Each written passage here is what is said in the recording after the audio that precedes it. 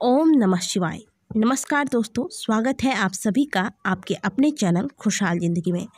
कार्तिक मास की कृष्ण पक्ष की अमावस्या तिथि को मनाया जाता है दिवाली का त्यौहार। 5 दिनों तक लगातार मनाया जाने वाला यह पर्व धनतेरस के दिन से शुरू हो जाता है। हमारे हिंदू शास्त्रों के अनुसार साल में 4 तिथियां ऐसी होती हैं जब माँ लक्ष्मी इस धराधाम पर साक्षात प्रकट होती हैं तथा अपने वरद हस्तों से इस धराधाम पर धन धान्य की वर्षा कराती हैं।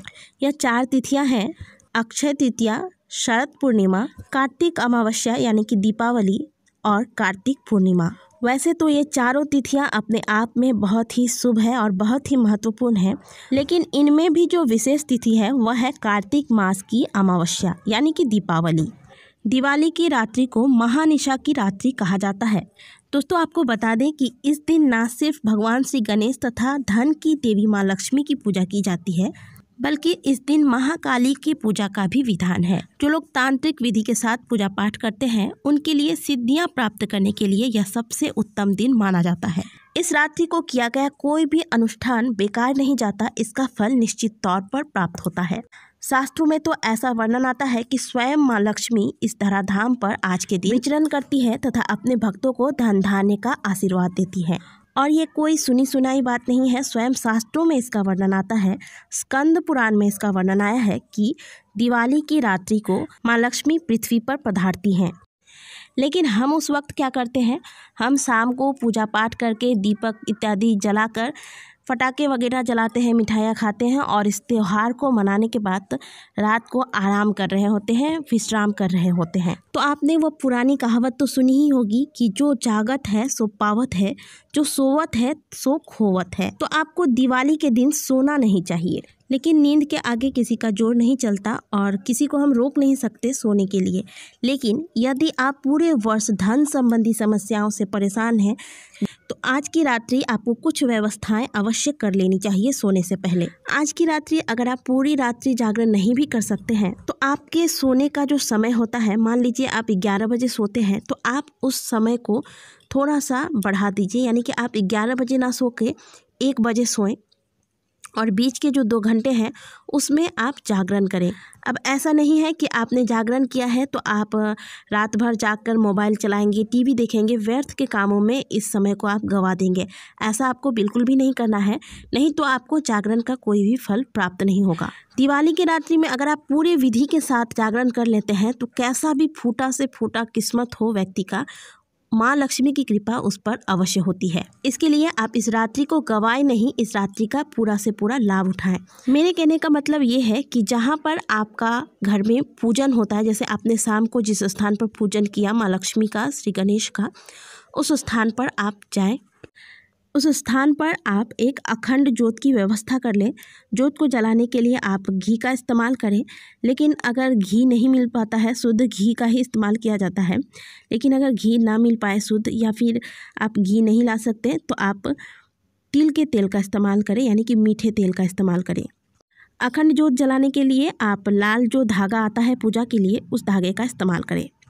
अब जो भी आपका पूजा का स्थान है उस स्थान पर आप एक लाल रंग का आसन बिछा लें। अगर आपके पास लाल रंग का आसन नहीं है तो कोई भी धुली हुई चादर आप वहाँ पर बिछा लें, लेकिन काले रंग के चादर का इस्तेमाल ना करें।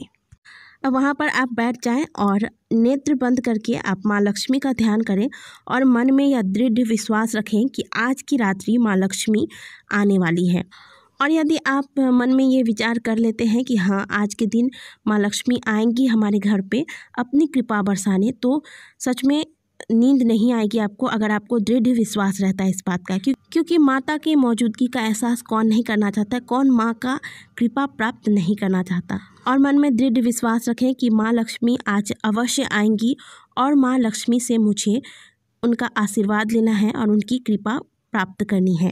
और पूरी रात आप इसी तरीके से माँ के सामने बैठकर ज्योत जला लें और माँ के मंत्रों का, जो भी माँ लक्ष्मी का मंत्र आपको आता है, जैसे कि ओम लक्ष्मी देव्यै नमः, इस मंत्र का आप जाप कर सकते हैं। यह बहुत ही सरल सा मंत्र है। या फिर आप बहुत ज़्यादा गरीबी झेल रहे हैं, बहुत ही धन संबंधी समस्याओं से परेशान हैं, तो आप कनक धारा स्तोत्र का पाठ करें। पाठ करते रहें, कोई संख्या नहीं है कि कितनी संख्या में करनी है।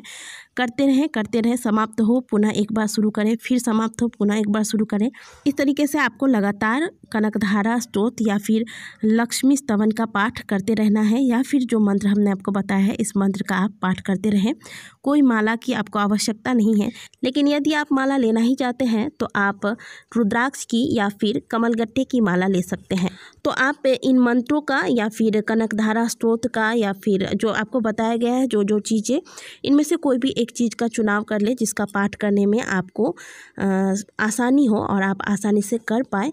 इन चीज़ों का आप पाठ करें माता का ध्यान करते हुए, और इस बात का ध्यान रखें कि आज जो आपने अखंड ज्योत जलाया है यह ठंडा नहीं होना चाहिए, बुझना नहीं चाहिए। अब बात करते हैं कि यह कार्य आपको करना कितने देर तक है। तो यह कार्य आपको बताया हमने कि आप चाहे तो पूरी रात्रि कम से कम 3 बजे तक इस कार्य को कर सकते हैं। इन मंत्रों का जाप करें, पाठ करें।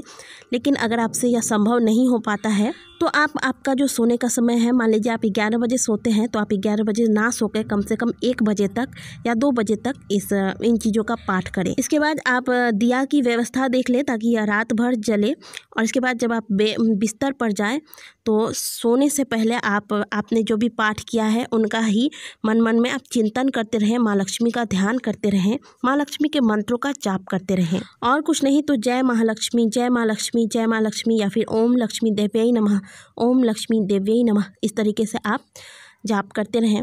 और जब आप ऐसा करते करते आपको नींद आ जाएगी, आप सो जाएंगे, इसके बाद आप जब सुबह जागेंगे तो जागने के बाद भी आप इसी तरीके से मंत्रों का जाप करें बैठ के थोड़ी देर, और माता का ध्यान करके माँ को प्रणाम करें। ऐसा करने से भी आपको पूरी रात्रि जागरण का फल मिलता है। इसके बाद बहुत से लोगों के घरों में दिवाली के दिन और बहुत से लोगों के घरों में दिवाली के बाद वाले दिन में दरिद्रता को खदेड़ा जाता है, यानी कि दरिद्रता को घर से बाहर निकालने का रिवाज होता है। क्योंकि दरिद्रता देवी माँ लक्ष्मी की बहन है, और जब माँ लक्ष्मी हमारे घर में पधारती है तो माँ लक्ष्मी से मिलने के लिए दरिद्रता भी उनके पास आती है। इसलिए माँ लक्ष्मी को घर में स्थिर रूप से वास कराने तथा दरिद्रता देवी को घर से बाहर खदेड़ने के लिए, यानी कि बाहर करने के लिए यह नियम किया जाता है। तो यह नियम जो है अपने अपने जो हमारे पूर्वज जिस तरीके से हमें सिखा कर गए हैं उसी विधि से करनी चाहिए, किसी और के बताई हुई विधि से नहीं करनी चाहिए। तो यदि आपके घर में ऐसा कोई रिवाज है तो यह आप कार्य अवश्य कर लें। और अगर आपको नहीं पता इन चीज़ों के बारे में, आप करना चाहते हैं, तो आप एक कार्य करें कि आप कूश ले लें, थोड़ा ज़्यादा मात्रा में कूश लें, और उसमें आप थोड़ी सी अग्नि प्रज्वलित करें, और इसे आप घर से पहले आप बाहर की ओर से घर में आए और बोले बाहर की लक्ष्मी घर में आ, और फिर घर से बाहर की तरफ जाते हुए बोले बाहर घर की दरिद्रता बाहर जा। इस तरीके से आप 3 बार घर में करें।